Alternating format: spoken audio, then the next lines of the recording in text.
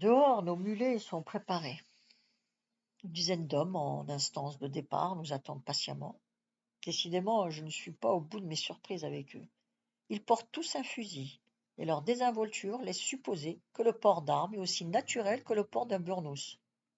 En voyant cette équipe sur le pied de guerre, j'imagine qu'ils vont pousser la gentillesse jusqu'à faire un bout de chemin avec nous.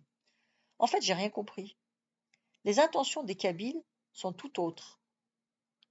Ils ont tout simplement planifié notre séjour. Il est question qu'ils nous accompagnent jusqu'à la forêt, qu'ils nous aident à ramasser le bois dont nous avons besoin. Ensuite, nous devons retourner chez eux pour passer quelques jours de repos.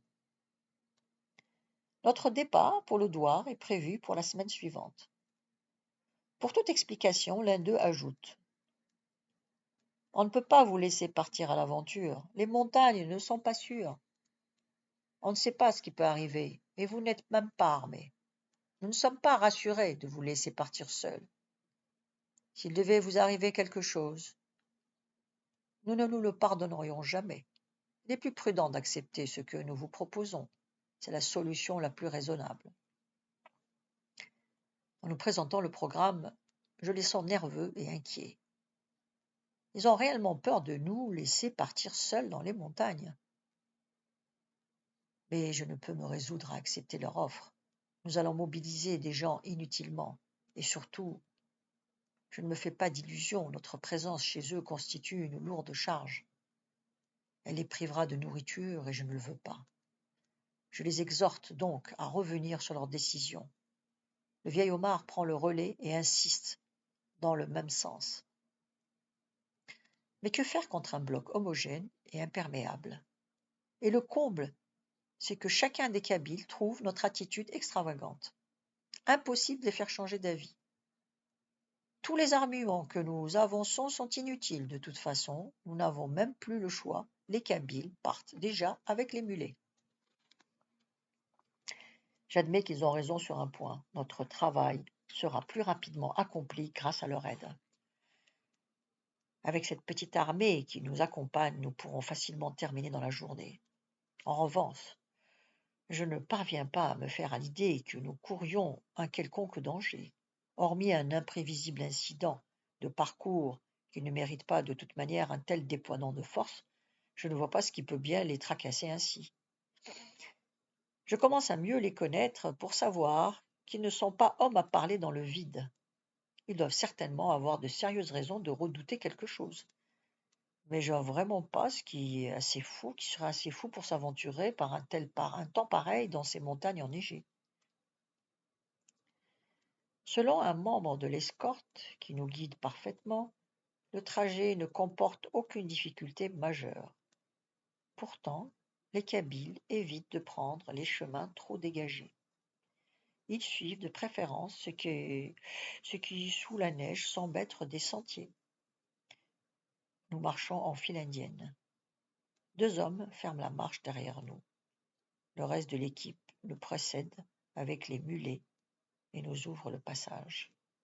La neige qui atteint le niveau du genou est notre unique obstacle. Nous n'avons vraiment pas de raison de nous plaindre. En étant placés en fin de colonne, nous avons la partie facile. Nous marchons sur les traces des premiers, si bien que nous avons peu d'efforts à fournir pour nous déplacer sur la neige. Le temps est curieux. Je ne connais pas ce genre de climat et celui-ci me donne des sensations bizarres. Depuis un moment déjà, je m'interroge sur un drôle de problème. Je ne sais pas en effet si les nuages sont plus bas que chez nous ou si c'est nous qui sommes actuellement très hauts. Ils me paraissent si proches, si accessibles que je crois rêver. Finalement, la raison me suggère de me rendre à l'évidence. Nous sommes en altitude du fait de notre présence sur ces montagnes. Ensuite, je suis contraint de me pencher sur un autre phénomène tout aussi curieux. J'ai l'impression d'être en mesure de bientôt pouvoir toucher les nuages. Ils sont juste au-dessus de nous, à quelques mètres seulement. Et puis, en me retournant pour évaluer notre position, je ne comprends plus rien, car je ne vois plus la vallée. Celle-ci est dissimulée par une masse grisâtre et fluctuante. J'en conclus que nous sommes nécessairement dans les nuages, Et là, j'en suis pour mes frais, car il faut bien l'admettre, je ne les imaginais pas ainsi faits. Je m'attendais à quelque chose de plus compact, de plus consistant, et cela dépasse mon entendement. Mes souvenirs me renvoient aux orages, et ce que je vois m'indique pourtant aucune réserve d'eau suspendue dans le ciel. D'autre part, je n'imaginais pas non plus que des montagnes puissent s'élever plus haut que les nuages. D'habitude, les nuages dominent de très haut tout ce qui se trouve au sol. Dans le temps, je me demandais ce qu'il pouvait bien y avoir au-dessus des nuages.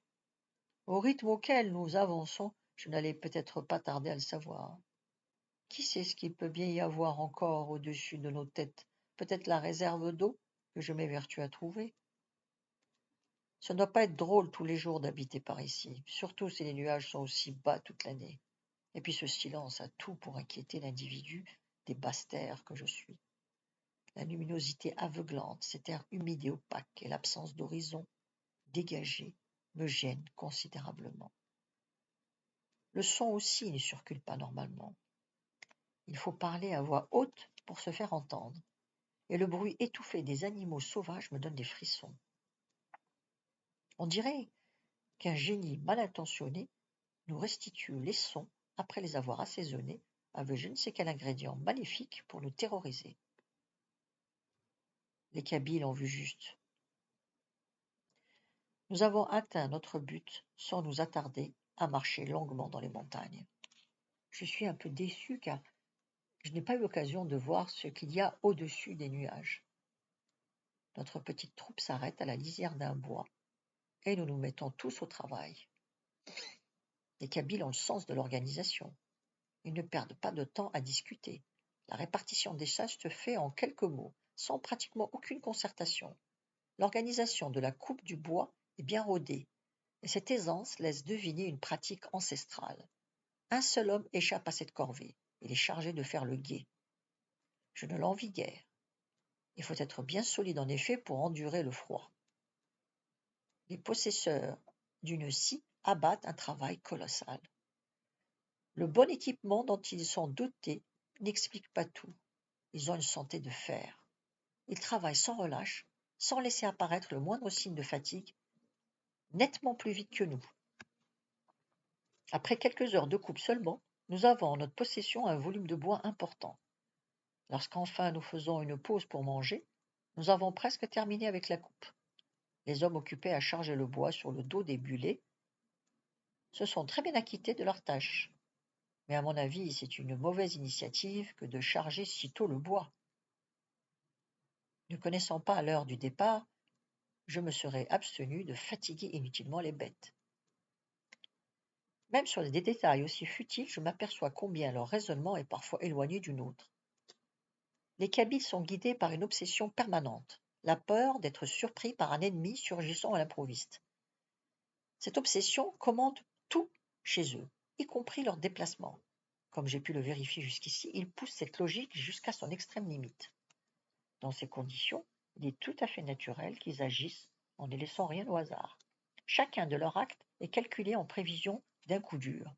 En essayant de raisonner comme eux, je comprends les raisons qui les amènent à charger le bois au fur et à mesure de la découpe.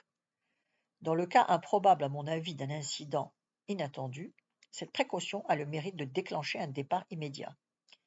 Et bien entendu que si un événement imprévu survient, c'est la seule chance de sauver les bêtes et leur chargement. Les Kabyles s'en tiennent fermement à ce principe simple, être prêt à partir à tout moment et dans n'importe quelle condition. Comme pour confirmer ce principe et ce luxe de précaution, ils nous donnent, durant ce repas frugal, des instructions précises à suivre dans le cas d'un départ imprévu et dans le cas où nous devrions être livrés à nous-mêmes. Ils nous indiquent aussi les chemins à prendre pour rentrer chez nous. Dans cet endroit perdu dans les montagnes, ce genre de recommandation n'a rien de très réjouissant. Pour ma part, la confiance ne m'a pas quitté un seul instant. Je n'imagine pas ce qui peut nous arriver de catastrophique à cette altitude. Nous ne transportons aucun bien précieux qu'on peut convoiter. Je ne vois donc pas Qui attaquerait pour si peu de choses? Je me sens en outre parfaitement bien protégé.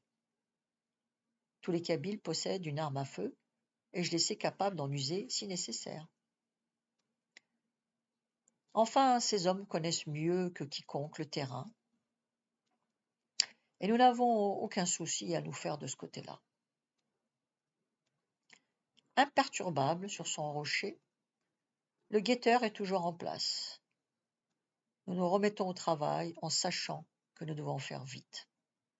La neige tombe légèrement, mais le temps menace de s'aggraver. La visibilité diminue. Pour toutes ces raisons, nous devons nous activer. Nous sommes dispersés sur le flanc de la colline et chacun redoute d'efforts ou redouble d'efforts pour terminer rapidement. Soudain, j'entends un cri aigu émis sans doute par le guetteur. Il est suivi aussitôt d'un coup de feu, puis d'un deuxième, puis d'un troisième, et enfin d'un quatrième. Et enfin, un bref silence. La suite demain, à la même heure. Vous pouvez vous abonner.